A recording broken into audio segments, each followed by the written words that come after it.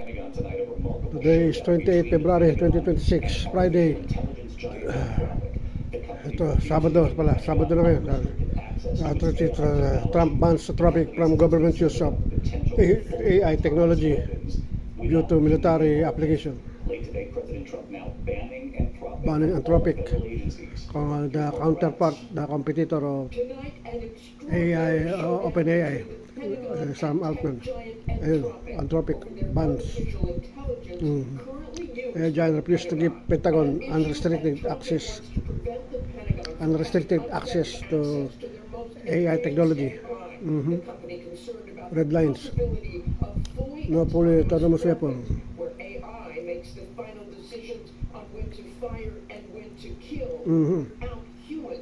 Probation. American citizens. Ayun, surveillance.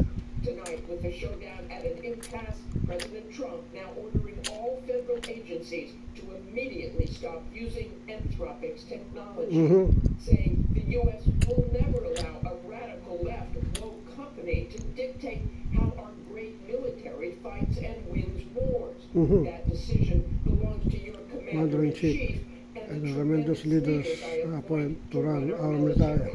And moments ago, Secretary Pete Hegseth moving to designate Anthropic a supply chain risk, essentially blacklisting products that put safety at the frontier. Government work.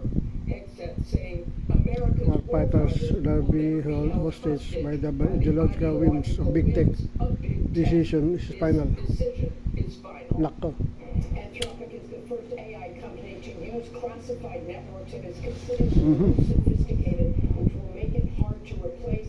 And the CEO of OpenAI, Anthropic's competitor, said earlier that his company and some others share the same red lines as Anthropic. Red lines. Same concern by Open Technology, OpenAI, Sam Altman. Nako, ano to si Sabana Guthrie. Guthrie family missing. Nancy Guthrie missing until now.